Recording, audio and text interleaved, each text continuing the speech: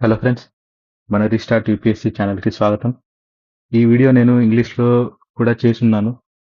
అది నిన్ననే అప్లోడ్ చేశాను. కానీ నేను ఏమనిపించిందంటే తెలుగులో కూడా చేస్తే బాగుంటుంది అని అనిపించింది. ఎందుకంటే తెలుగు మీడియం నుంచి కూడా యూపీఎస్సీకి ప్రిపేర్ అయ్యే వాళ్ళు ఉంటారు కదా. సో అది ఇంగ్లీష్లో కూడా వీడియో చేశాను. అది ఇంగ్లీష్లో అర్థమవుతుంది, కానీ ఇంకా తెలుగులో అయితే బాగా చెప్పగలనని అనిపించింది. రైట్. సో ఇంగ్లీష్ మీడియంలో ప్రిపేర్ అయ్యే వాళ్ళు కూడా ఇప్పుడు ఇది తెలుగులో ఉంటుంది కాబట్టి మీరు కూడా దీన్ని అప్రిషియేట్ చేస్తారని అనుకుంటున్నాను. సో మనం టైం వేస్ట్ చేయకుండా వీడియోలోకి వెళ్దాం. ఏంటంటే నేను నా యూపీఎస్సీ ఆప్షనల్ని నేను ఎలా సెలెక్ట్ చేసుకున్నాను. చూడండి ఫ్రెండ్స్, ఇప్పుడు నేను ఈ వీడియో చేసేది దేనికోసం అంటే యూపీఎస్సీ ఆప్షనల్ని మీరు ఎలా సెలెక్ట్ చేసుకోవాలని నేను చెప్పట్లేదు. నేను అంత చేయలేదు. నేను ఇప్పటివరకు మెయిన్స్ రాసింది కూడా లేదు. రైట్.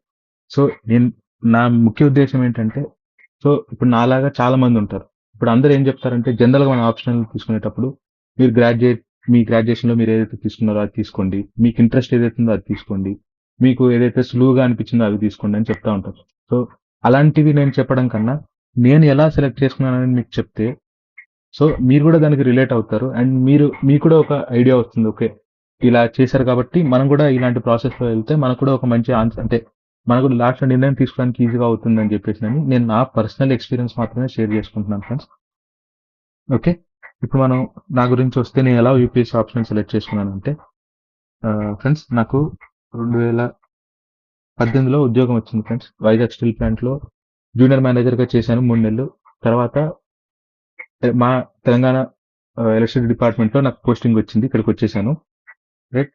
సో దీని బ్యాక్గ్రౌండ్ ఏంటంటే 2012లో నాకు 5 years integrated dual degree course వచ్చింది ఫ్రెండ్స్. అంటే 5 ఏళ్లలో B Tech electrical plus post graduation MBA 2 complete చేశాను 5 ఏళ్లలో. ఇది జేఎన్టీయూ క్యాంపస్లో ఉంది ఫ్రెండ్స్. మన జేఎన్టీ కూకట్పల్లి ఉంది కదా, ఆ క్యాంపస్లో ఉంది. సో నాకు ఈ 5 ఇయర్స్ డ్యూయల్ డిగ్రీ కోర్స్ వచ్చింది. నేను ఎలక్ట్రికల్ ఇంజనీరింగ్ నాకు ఇష్టపడే తీసుకున్నాను. నా ఎంసెట్ ర్యాంక్కి నాకు 4 ఇయర్స్ కోర్స్ రాలేదు, కానీ నాకు ఎలక్ట్రికలే కావాలనిపించింది. సో ఇందులో డ్యూయల్ డిగ్రీ కోర్స్ ఉంది కాబట్టి ఎలక్ట్రికల్ తీసుకున్నాను. ఎలక్ట్రికల్ ఇంజనీరింగ్ నాకు చాలా నేను ప్రాణం పెట్టి చదువుకున్నాను. నెక్స్ట్ ఐఎస్ లాంటి మంచి ఇన్స్టిట్యూట్లో గేట్ ఇంజనీరింగ్ సర్వీసెస్ కూడా కోచింగ్ వెళ్ళాను. ఇదివరకు ఇంజనీరింగ్ సర్వీసెస్లో ఏంటంటే మన యూపీఎస్సీకి సంబంధించిన జిఎస్ సిలబస్ కూడా ఉండింది. కానీ ఎప్పుడైతే నేను ఇంజనీరింగ్ సర్వీసెస్ని అటెంప్ట్ చేయబోతున్న సంవత్సరం 2017కి ప్యాటర్న్ మారిపోయింది. ప్యాటర్న్ మారిపోయి ఏమైందంటే మొత్తం టెక్నికల్ అయిపోయింది పేపర్ అంతా, ఇక్కడ జిఎస్ లేకుండా పోయింది. సో తర్వాత సరే ఎలక్ట్రికల్ ఇంజనీరింగ్ అయితే నేను చదివాను. ఒకసారి ఇంజనీరింగ్ సర్వీసెస్ మెయిన్స్ రాశాను, ఇంటర్వ్యూ రాలేదు. అండ్ గేట్లో నాకు ఇప్పటివరకు గేట్ వచ్చిన బెస్ట్ ర్యాంకు 887. దీనివల్ల నాకు పిఎస్యూస్ ఇంటర్వ్యూస్ అవి కూడా వచ్చినాయి, కానీ అప్పటికే నేను అసిస్టెంట్ ఇంజనీర్ అయిపోయాను మా తెలంగాణ స్టేట్లో. సో ఇంకా వాటికి వెళ్ళలేదు. అంటే నేను చెప్పేది ఏంటంటే నాకు ఎలక్ట్రికల్ ఇంజనీరింగ్ కాస్త కూస్తో మంచి గ్రిప్ ఉంది. ఇప్పటికి కూడా నేను గేటు 2016 నుంచి 2025 దాకా ఏ సంవత్సరం మిస్ కాకుండా రాస్తా ఉన్నాను. ఎందుకంటే నాకు ఎలక్ట్రికల్ ఇంజనీరింగ్ అనేది చాలా ఇష్టం. ఆ సబ్జెక్ట్ మర్చిపోకూడదు అనే ఉద్దేశంతో నేను దానికి గేట్ కూడా రాస్తా ఉన్నాను. ఎప్పటికైనా మళ్ళీ ఎలక్ట్రికల్ ఇంజనీరింగ్ దాని మీద మళ్ళీ వెళ్తాను, మళ్ళీ ఫోకస్ చేస్తాను, మళ్ళీ చదువుకుంటాను. యూపీఎస్సీ వచ్చినా, గ్రూప్ 1 వచ్చినా, ఏది వచ్చినా ఎలక్ట్రికల్ ఇంజనీరింగ్ అయితే వదులుకోను. కానీ ఎలక్ట్రికల్ ఇంజనీరింగ్ తీసుకుందామని అనిపించింది ఒకనొక స్టేజ్లో. నేను ఒక పుస్తకాలు కొనేసుకున్నాను, యూపీఎస్సీకి సంబంధించినటువన్నీ ప్రీవియస్ క్వశ్చన్స్ అన్ని కొన్ని తీసుకున్నాను. కానీ తర్వాత మా ఫాదర్ కూడా యూపీఎస్సీ రాశారు ఫ్రెండ్స్. సో మా ఫాదర్ ఏమన్నారంటే, అరే యూపీఎస్సీ ఒకసారి సిలబస్ చూడు, అందులో ఎలక్ట్రికల్ కాకుండా ఎలక్ట్రానిక్స్ కాకుండా ఇంకా కొంచెం డీప్గా డిజిటల్ సిస్టమ్స్ అని ఇంకా రకరకాల ఉన్నాయి, ఇవన్నీ కష్టం అవుతాయి నీకు, యూపీఎస్సీకి ఏ రకం కూడా పనికిరావు, ఎక్కువ టైం తినేస్తాయి. నీకు జిఎస్ రిలేటెడ్ ఏదైనా ఉంటే జిఎస్ సంబంధించింది ఆప్షనల్ గా తీసుకుంటే బెటర్ రా, ఒక జిఎస్ పేపర్ అయిపోద్ది, ఆప్షనల్ కూడా కలిసి వస్తుంది అని అన్నారు. సో జిఎస్ తీసుకోవాలంటే ఏం తీసుకోవాలి? Geography, history, PSR, economy, environment ఇట్లాంటివి తీసుకోవాలి ఫ్రెండ్స్. కానీ నాకేంటంటే ఇవన్నీ కొంచెం బట్టి కొట్టే సబ్జెక్ట్ అనిపిస్తాయి.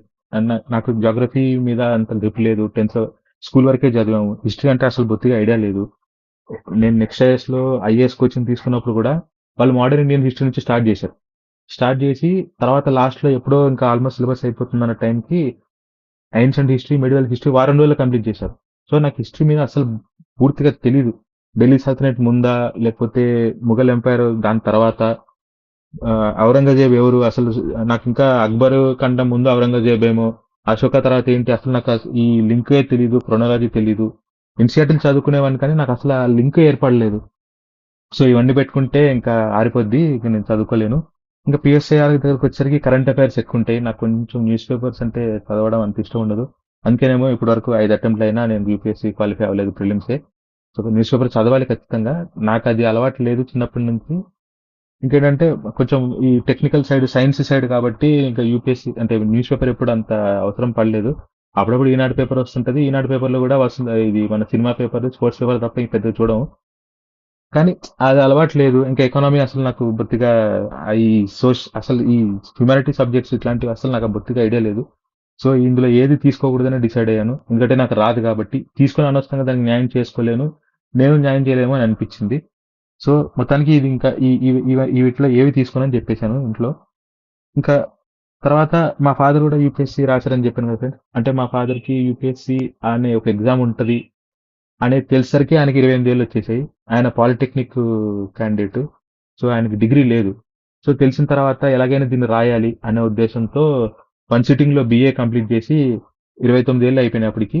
ఇంకా 31కే క్లోజ్ అనమాట. అప్పుడు 4 అటెంప్ట్స్ కానీ ఇంకా ఏజ్ అయిపోయింది. సో 2 అటెంప్ట్స్ ఉన్నా అక్కడ ఆయన కొంచెం పల్లెటూరు వాతావరణంలో పెరిగిన ఆయన ఇంగ్లీష్ సరిగా రాదు అప్పటికి. సో తెలుగు మీడియం పెట్టుకొని రాద్దాం అనుకున్నారు కానీ ప్రిలిమ్స్లో ఇంగ్లీష్ ఉండింది. సో ఇంకా ఏదైనా పర్వాలేదని చెప్పేసి ఆ 2 అటెంప్ట్లు చేతిలో పెట్టుకొని హైదరాబాద్కి వచ్చి ఆచిరెడ్డిలో కోచింగ్ తీసుకొని 2 అటెంప్ట్ ఇచ్చారు. అప్పటికి వాళ్ళకి 2 ఆప్షన్స్ ఉండేవి. మా నాన్నగారిది పబ్లిక్ యాడ్ ఒకటి, ఆంథ్రోపాలజీ ఒకటి. ఆ టైంలో పాపం కర్మగాలి ప్రిలిమ్స్లో పబ్లిక్ యాడ్ క్వశ్చన్స్ ఒక 30 to 40 క్వశ్చన్స్ బాగా కాంట్రవర్షియల్ గా వచ్చాయంట. సో అప్పుడు అప్పుడు ఆయన ప్రిలిమ్స్ క్వాలిఫై అవ్వలేకపోయారు. ఇంకా సెకండ్ అటెంప్ట్ వచ్చేసరికి ఫైనాన్షియల్ ప్రాబ్లమ్స్, కొంచెం ఫ్యామిలీస్ ప్రాబ్లమ్స్ ఉంటాయి కదా ఫ్రెండ్స్. ఇంకా అప్పటికి మేము పిల్లలను కూడా పుట్టేసాము ఆ ఏజ్కి. సో ఇంకా అది ఎక్కువ అవ్వలేదు. కానీ ఈ ప్రిపరేషన్ ఆయన లైఫ్లో చాలా ఉపయోగపడింది. అది ఇంకా అది ఇర్రెలవెంట్ ఇప్పటికైతే. సో మా ఫాదర్ ఏమన్నారంటే, అరే నేను పబ్లిక్ ఆర్ట్ తీసుకున్నాను, ఆంథ్రోపాలజీ తీసుకున్నాను, ఈ రెండిట్లో ఏదైనా బాగుంటుంది అని చెప్పారు. సేమ్ అప్పుడు మా ఫాదర్ ఉన్నప్పటికీ బ్రెయిన్ ట్రీ కూడా కోచింగ్ ఉండింది, యార్సిరెడ్డి కూడా ఉండింది. అయితే ఒకసారి బ్రెయిన్ ట్రీ ఇన్స్టిట్యూట్ తీసుకెళ్లారు. ఇన్స్టిట్యూట్ తీసుకెళ్ళి అక్కడ ఓరియంటేషన్ సెషన్ ఉండింది. అండ్ అక్కడ ఫౌండర్, ఆయన పేరు కరెక్ట్ గుర్తులేదు, ఆ ఫౌండర్తో కూడా కూర్చొని మాట్లాడిపించారు. అంటే మా ఫాదర్ పాత పరిచయాలు ఉన్నాయి కాబట్టి. అయితే వారేమన్నారంటే, నువ్వు ఇంజనీరింగ్ బ్యాక్గ్రౌండ్ కాబట్టి నువ్వు పబ్లిక్ ఆర్ట్ అయినా తీసుకో, ఆంథ్రోపాలజీ అయినా తీసుకో, 2 బాగుంటాయి అని చెప్పారు. అంటే వాళ్ళు చెప్పడానికి ఉద్దేశం ఏంటంటే ఆ ఇన్స్టిట్యూట్లో ఆ 2 తప్ప ఇంక వేరే ఆప్షన్స్ చెప్పరు. సో వాళ్ళు ఆ రెండింటిని ప్రమోట్ చేసుకోవాలని చెప్పి ఉండొచ్చు. కానీ ఇంజనీరింగ్ చేసిన వాళ్ళకి ఇది బెస్ట్ అని నేను వేరే వేరే చోట్ల చాలా మంది కూడా కనుక్కున్నా. వాళ్ళు కూడా అదే చెప్పారు. సో నాకు పబ్లిక్ ఆర్ట్ తీసుకోవడం కూడా నాకు అంటే మా ఫాదర్కి అది బ్యాడ్ ఎక్స్పీరియన్స్ ఉంది కాబట్టి మా ఫాదర్ కూడా ఒరే పబ్లిక్ ఆర్ట్ వద్దులేరా, అది ఎలాగో ఒకవేళ ర్యాంక్ వస్తే ట్రైనింగ్లో ఎలాగో నేర్పిస్తారు, లాస్ట్కి మళ్ళీ పబ్లిక్ ఆర్ట్ ఎట్లా నేర్చుకోవాల్సిందే, దానికి ఎట్టే ముందు ఎందుకు వెళ్ళడం, వేరే ఏదైనా తీసుకుందులే, సోషాలజీ ఒకసారి ట్రై చేయి, ఆంథ్రోపాలజీ లాంటివి ట్రై చేయి అని అన్నారు.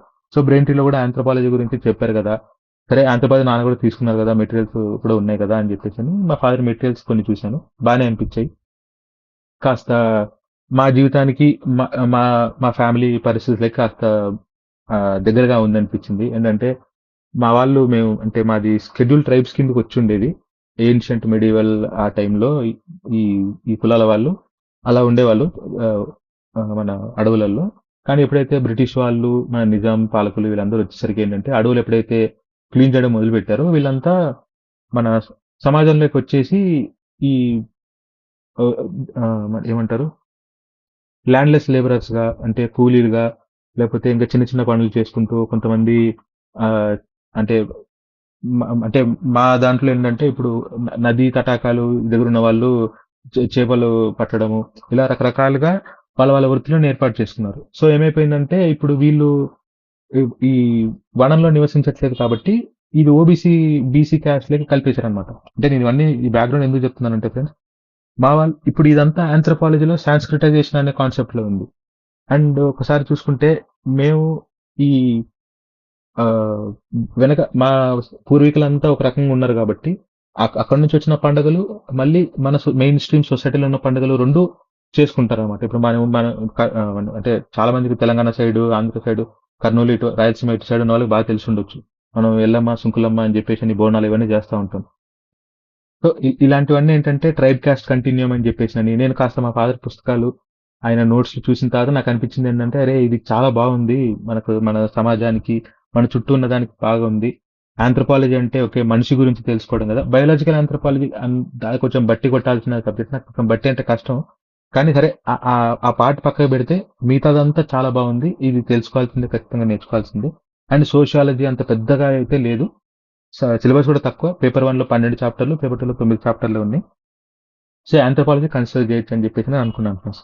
సో ఇప్పుడు నాకు మిగిలింది ఏంటంటే నేను ఎలక్ట్రికల్ ఇంజనీరింగ్ తీసుకోవాలా, మ్యాథ్స్ తీసుకోవాలా, ఆంథ్రోపాలజీ తీసుకోవాలా అని చెప్పేసి నేను ఇంకా మ్యాథ్స్ అయితే నేను కనుక్కున్నాను. కోచింగ్కే 8 నెలలు పట్టుద్ది అది. అండ్ స్కోరింగ్ కూడా. కానీ కారణం ఏంటంటే స్కోర్ నీకు 400 రాని, 450 రాని దాన్ని మళ్ళీ నార్మలైజ్ చేసేస్తారు. ఇది వరకు మ్యాథ్స్ ఆప్షన్ తీసుకున్న వాళ్ళు టాప్ ర్యాంక్స్ వచ్చేవాళ్ళు ఫ్రెండ్స్. కానీ ఏం చేశారంటే అది రేషనలైజ్ అనేది చేసేసారు అనమాట. సో ఎంతైనా రాని అన్ని ఆప్షన్స్ ఒక సమానమైన స్థాయిలో రావాలని చెప్పేసి నార్మలైజేషన్ తీసుకొచ్చారు. సో ఆ రకంగా చూసుకుంటే మ్యాథ్స్ తీసుకుని లాభం లేదు. మ్యాథ్స్ తీసుకుని ఎలక్ట్రికల్ ఇంజనీరింగ్ తీసుకున్న రెండో ఒకటి నాకు ఎటు తీసుకున్నా సరే. ఎలక్ట్రికల్ కూడా నాకు బాగా వచ్చిన సబ్జెక్టే. కానీ మా నాన్నగారు అన్నట్టు ఎందుకు జిఎస్లో ఎట్లాగో పనికిరాదు కదా అని చెప్పేసి నన్ను అనుకుని నేను ఎలక్ట్రికల్ కూడా ఇంకా ఆపేశాను. ఆంథ్రోపాలజీ కూడా సరే ఆంథ్రోపాలజీ కూడా తీసుకోవచ్చు కదా అని దాని మీద సిలబస్ కానీ పీవాక్యూస్ కానీ చూసుకున్నాను. తీరా చూసుకుంటే ఆంథ్రోపాలజీలో చాలా వరకు కరెంట్ అఫైర్స్ చాలా తక్కువ ఉంటుంది. అండ్ మోస్ట్లీ చాలా రిపీటెడ్ థీమ్స్ ఉంటాయి. వాటి నుంచే పడతా ఉంటాయి. అండ్ పీవాక్యూస్ ఒకసారి అంటే ముందు అడిగిన ప్రశ్నలు పీవాక్యూస్ అంటే మీకు అర్థమవుతుంది. పీవాక్యూస్ ఒక్కసారి చూసుకుంటే దాంట్లో రిపిటీషన్ కూడా కనీసం 60-70% రిపిటీషన్ ఉంటుంది. మన ఒకసారి శివిన్ సార్ మన సారథి ఐఏఎస్ సార్ స్పీచ్ చేస్తారు. ఆయన ఆంథ్రోపాలజీ ఓరియంటేషన్ సెషన్స్ 2 ఉంటాయి. కొంచెం పాత వీడియోలు 2-3 సంవత్సరాల క్రితంవి. అందులో కూడా చెప్తారు. 2023లో 2022లో క్వశ్చన్స్ చూసుకుంటే ఏదో రకంగా చూసుకున్నా అన్ని ప్రీవియస్ ఇయర్ క్వశ్చన్స్ నుంచి ఎత్తేసినవే. అంటే థీమ్స్ కానీ రిపీటెడ్ థీమ్స్ ఇలాంటివి. సో నాకు ఆంథ్రోపాలజీ చాలా ఈజీ అనిపించింది, సులువు అనిపించింది. అంటే ఎలక్ట్రికల్ ఇంజనీరింగ్తో పోల్చుకుంటే బెటర్. కాస్త దీంట్లో కాస్త కూస్త నాకు జిఎస్లో కూడా పనికొస్తుంది. ఇండియన్ ఆంథ్రోపాలజీ అంటే సెకండ్ పేపర్లో తర్వాత 5th నుంచి 9th యూనిట్ వరకు పనికొస్తాయి అనిపించింది. Indian society and tribal India అదంతా. ఇంకా తర్వాత ఇంకా మంచి మంచి కోచింగ్ కూడా అవైలబిలిటీ ఉన్నాయి. అంటే of course anthropology public add ఏవి తీసుకున్నా మంచి మంచి ఇన్స్టిట్యూట్లు ఉన్నాయి. సో ఆంథ్రోపాలజీ కూడా మంచి ఇన్స్టిట్యూట్ ఉంది. నేను 2018లో డిపార్ట్మెంట్లో అంటే మా డిపార్ట్మెంట్లో జాయిన్ అయ్యాను. 2 సంవత్సరాలు చేస్తే 2020 తర్వాత లాంగ్ లీవ్ పెట్టుకొని ఢిల్లీ వెళ్ళిపోదాం అనుకున్నాను. కానీ ఏమైపోయిందంటే 2019లో కోవిడ్ వచ్చేసింది. సో ఇంకా నా ప్లాన్ మీద అంతా నీళ్లు జల్లేసినట్టు అయిపోయింది. నేను వైజాగ్ స్టీల్ ప్లాంట్ వదిలేసి ఇక్కడికి వచ్చిందే లాంగ్ లీవ్ పెట్టుకునే స్కోప్ ఇక్కడ ఉంది, అక్కడ లేదని చెప్పేసి. సో వచ్చిన తర్వాత కూడా లాంగ్ లీవ్ పెట్టుకోలేకపోయాను 2020లో మన కరోనా వల్ల. సో దాని తర్వాత ఇంట్లో వాళ్ళు కూడా చాలా భయపడ్డారు. ఇంకా మామూలుగా మన సామెతలు ఉంటాయి కదా, బతుకుంటే ఉప్పు అమ్ముకునే ఏదో ప్రాణాలతో ఉంటే ఉప్పు అమ్ముకొని బతకొచ్చు అని చెప్పేసి ఇంకా ఎక్కడికి వెళ్ళొద్దురా బాబు, ఇంకా 2 ఏళ్ళు కంటిన్యూ చేసుకో అని చెప్పేసి కరోనా అయిపోయేంత వరకు ఉన్నాను. 2022లో నేను లీవ్ పెట్టుకున్నాను. అప్పుడే ఢిల్లీ పంపించలేదు, హైదరాబాద్లోనే ఉండమని చెప్పారు. ఎందుకంటే ఇంకా కరోనా అదంతా చూసిన తర్వాత ఢిల్లీకి వెళ్ళిన వాళ్ళు కూడా వెనక్కి వచ్చేయడం చూసిన తర్వాత ఇంకా ఢిల్లీ వద్దు ఏమొద్దు ఇక్కడే చదువుకో అని చెప్పేసి ఇంకా వైజాగ్ మన విష్ణు ఐఎస్ అకాడమీలో ఆంథ్రోపాలజీ ఉంది ఫ్రెండ్స్. సార్ విష్ణు సార్ చాలా బాగా చెప్తారు. అది ఆల్రెడీ నేను వీడియో చేసున్నాను, మీరు ఒకసారి చూడొచ్చు. నేను లింక్ డిస్క్రిప్షన్లో పిన్ చేసి పెడతాను. అది కూడా ఇంగ్లీష్లో ఉంది. దాని ఏమైనా తెలుగులో అనువాదం కావాలి ఇలాగే ఈ వీడియో లాగా అని చెప్పి కమెంట్ చేయండి. నేను ఖచ్చితంగా దాన్ని కూడా తెలుగులో చెప్పడానికి ప్రయత్నం చేస్తాను. రైట్. సో పుస్తకాలు బాగున్నాయి, నాకు కోచింగ్ కూడా బాగుంది అని చెప్పేసి అనుకున్న తర్వాత ఇంకా ఇప్పుడు నేను డిసైడ్ చేసుకోవాలి ఫ్రెండ్స్, నేను ఎలక్ట్రికల్ ఇంజనీరింగ్ తీసుకోవాలా లేకపోతే ఆంథ్రోపాలజీ తీసుకోవాలని. ఇప్పుడు నేను ఆల్రెడీ ఉద్యోగం చేస్తున్నాను. సో నాకు అంత టైం ఉండదు పూర్తిగా చదువుకునేంత. అఫ్కోర్స్ ఎలక్ట్రికల్ ఇంజనీరింగ్ ఆల్రెడీ ఉంది, దాన్ని బ్రష్ చేసుకోవడానికి నాకు పెద్ద టైం పట్టదు. కానీ ఇంకా సో ఇప్పుడు చేస్తున్న ఉద్యోగం కూడా నేను ఎలక్ట్రికల్ ఇంజనీరింగ్ అని పేరుకే ఎలక్ట్రికల్ ఇంజనీరింగ్, కానీ చాలా వరకు ఏంటంటే మేనేజియరల్ గానే ఉంటుంది ఫ్రెండ్స్. అంటే ఇప్పుడు మనం అఫ్కోర్స్ ఇప్పుడు రేపొద్దున గ్రూప్ 1 వచ్చినా ఐఏఎస్ వచ్చినా అక్కడికి వెళ్ళి నేరుగా నేను ఆంథ్రోపాలజీని అప్లై చేస్తా అనడానికి ఏమి ఉండదు. అక్కడ మనం జస్ట్ ఆఫీస్ ఆఫ్ ప్రొసీజర్ ఉంటుంది, ఆ ప్రొసీజర్ ఫాలో కావాలి. ఎలక్ట్రికల్ ఇంజనీరింగ్ కూడా అలాగే ఉంటుంది ఫ్రెండ్స్. జాబ్ తెచ్చుకుంటే కరెంట్ సప్లై పోకూడదు, సప్లై పోకుండా చూసుకోవాలి, కన్జ్యూమర్స్తో ఏమైనా ఉంటే మాట్లాడుకోవాలి. నేను టెక్నికల్ వింగ్లో చేసుకున్నాను కాబట్టి ఓన్లీ ఆ టెక్నికల్ వింగ్లో మాత్రమే ఆ పని ఉంటుంది, ఆ పని మాత్రమే చేసుకోవాలి. సో ఎక్కడ చూసుకున్నా ఎలక్ట్రికల్ ఇంజనీరింగ్ పూర్తిగా మనం అప్లై చేయాలి. సో ఆ మాత్రం దానికి నేను ఏదో ఎలక్ట్రికల్ చేస్తున్నా కదా ట్రిపుల్ తీసుకుంటే నాకు పనికి వస్తుందని అనుకోవడానికి లేదు. కాస్త కూస్తే ఆంథ్రోపాలజీ సులువుగా ఉంది, అయిపోతుంది అని చెప్పేసి నేను ఇంకా నా నిర్ణయం ఆంథ్రోపాలజీ వైపే మొగ్గు చూపించాను ఫ్రెండ్స్. మా నాన్నగారు ఆయన ఎక్స్పీరియన్సెస్ చూసుకుని ఇంకా అఫ్కోర్స్ మా లైఫ్ ఎక్స్పీరియన్సెస్ మా మా మా జీవన విధానం, మా బంధువులు ఇదంతా కాస్త నాకు ఆంథ్రోపాలజీ ఆ సబ్జెక్ట్‌లో అందులో నాకు చాలా బాగా కనపడింది. అండ్ ఆఫ్ కోర్స్ మనకు కాస్త సమాజం మీద ఇదంతా కాస్త మా ఫ్యామిలీ బ్యాక్‌గ్రౌండ్ గాని అదంతా కాస్త ఉంది కాబట్టి, సమాజం పైన దృష్టి అదంతా ఉంది కాబట్టి, నేను ఆంథ్రోపాలజీ తీసుకోవడం బెటర్ అనిపించింది. ఇంకా దాని మీద ఇంట్రెస్ట్ పెరిగింది పోను పోను. ఇంట్రెస్ట్ పెరిగి ఇప్పుడు నేను ఆంథ్రోపాలజీ ఎంఏ చేస్తున్నాను ఇగ్నో నుంచి. ఇగ్నో యూనివర్సిటీ ఓపెన్ యూనివర్సిటీ నుంచి చేస్తున్నాను. అది కూడా నేను న్యాయంగా చేస్తున్నాను ఫ్రెండ్స్. అంటే ఏంటంటే రేపు రేపు ఆంథ్రోపాలజీ మీద కూడా రివిజన్ వీడియోస్ చేయాలనే ఉద్దేశంతో ఎంఏ కూడా కట్టుకున్నాను. నాకు ఆంథ్రోపాలజీ పైన చాలా మక్కువ పెరిగింది ఇప్పుడు. అండ్ ఈ ఎంఏ కూడా ఏంటంటే మామూలుగా ఓపెన్ యూనివర్సిటీలో కట్టేటప్పుడు అసైన్మెంట్స్ ఇట్లాంటివి బయట కొనుక్కొచ్చి పెట్టేస్తూ ఉంటారు. కానీ ఆ పని చేయకూడదు. జెన్యున్గా ఉండాలని చెప్పేసి నేను నా అసైన్మెంట్ నేనే రాసుకుంటున్నాను. సో ఇదంతా తర్వాత నేను మళ్ళీ యూట్యూబ్లో ఆంథ్రోపాలజీ మీద వీడియోలు కూడా చేస్తాను. నాకు అంత నచ్చింది ఆంథ్రోపాలజీ. ఎలక్ట్రికల్ ఇంజనీరింగ్ ఎలాగైతే చదువుకుంటున్నాను, ఇప్పుడు ఆంథ్రో కూడా అట్లా చదువుకుంటున్నాను. ఓకే, మీకు ఒకసారి నేను ఒక గ్లిమ్స్ చూపిస్తాను నా నోట్స్ ఎలా ఉంటుంది ఆంథ్రోపాలజీ అనేది. ఇది పేపర్ 1 నోట్స్ ఫ్రెండ్స్. ఇది ఆంథ్రోపాలజికల్ థియరీస్. నేను షార్ట్ నోట్స్ లాగా రాసుకున్నాను ఇదంతా థియరీస్. అండ్ ఇది చాప్టర్ 3, పేపర్ 2లో చాప్టర్ 3 ఫ్రెండ్స్. ఇది నేను సెపియన్స్ ఐఏఎస్ లో తీసుకున్నానని చెప్పాను కదా ఫ్రెండ్స్. ఆ సార్ ఏంటంటే ఆ సార్ ఇలా ఫ్రేమ్ వర్క్స్ ఇస్తారు ఫ్రెండ్స్. జస్ట్ మనం ఫ్రేమ్స్ గుర్తుపెట్టుకుంటే చాలా సరిపోతుంది. ఇది రివైజ్ చేసుకుంటే మనం సబ్జెక్ట్ అంతా ఒకసారి మైండ్ లో రివిజన్ అయిపోద్ది. యాక్టివ్ రీకాల్ లాగా అనమాట. మ్యాటర్ అంతా కింద ఉంది. ఇది ఫ్రేమ్ వర్క్. సో ఆయన ఇచ్చిన ఈ ఫ్రేమ్ వర్క్స్ నాకు చాలా బాగా ఉపయోగపడ్డాయి. నేను ఇలాగే నోట్స్ రాసుకుంటున్నాను. పేపర్ 2 అయితే అంతా అయిపోయింది. కానీ ఇలా నీట్గా అయితే రాసుకోలేదు. నేను విష్ణు ఐఏఎస్ అకాడమీలో ఉన్నప్పుడు కూడా కాస్త నోట్స్ రాసుకున్నది బాగా చీమలాగా చిన్న చిన్న రాసుకున్నాను. తర్వాత ఇప్పుడు మళ్ళీ కొత్త నోట్స్ రాసుకుంటున్నాను. సో ఇది నా నోట్స్ ఫ్రెండ్స్. అంటే ఇప్పుడు వరకు నేనైతే యూపీఎస్సీ ప్రిలిమ్సే క్వాలిఫై కాలేదు.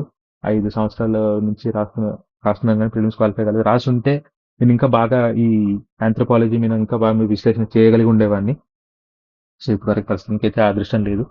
అండ్ ఇంకా ఆంథ్రోపాలజీ ఫిక్స్ అయిపోయి, ఎందుకంటే 3-4 నెలల్లో కంప్లీట్ చేయొచ్చు.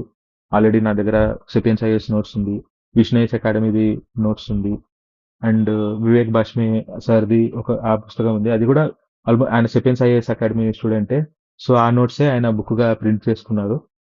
అండ్ ఇంకా నా దగ్గర లగిమా మేడం నోట్స్ ఉంది. సో అదంతా కూర్చొని నేను ప్రిపేర్ అవుతున్నాను. స్టాండర్డ్ టెక్స్ట్ బుక్లు కూడా చాలా ఉన్నాయి, కానీ నేను వాటిని రిఫర్ చేయట్లేదు. అండ్ చెప్పాను కదా ఫ్రెండ్స్, నాకు కూడా ఆంథ్రోపాలజీ చాలా నచ్చింది. చాలా నచ్చినందుకు గానే నేను ఎంఏ కట్టుకున్నాను. ఇంట్రెస్ట్ మీద కట్టుకొని తర్వాత నేను ఎంఏ చదువుకొని తర్వాత పిహెచ్డి కూడా ఆంథ్రోపాలజీ చేయాలనే కోరిక అయితే ఉంది నాకు.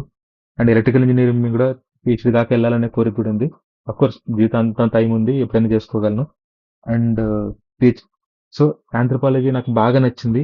యాజ్ యూపీఎస్సీ అంటే ఆప్షనల్ గానే కాకుండా ఇంకా ఇది ఆంథ్రోపాలజీ అనేది నా జీవితంలో కూడా ఒక భాగంగా మారాలని అనేంత మక్కువ పెంచుకున్నాను దీని మీద.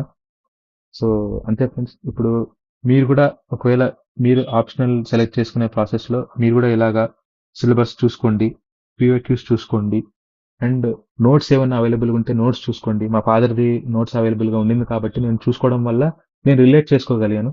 అఫ్కోర్స్ సోషియాలజీ కూడా ఆల్మోస్ట్ రిలేటబుల్ గానే ఉండింది. కానీ ఆంథ్రోపాలజీ ఆల్మోస్ట్ సోషియాలజీలో ఒక భాగంగా కనిపించింది.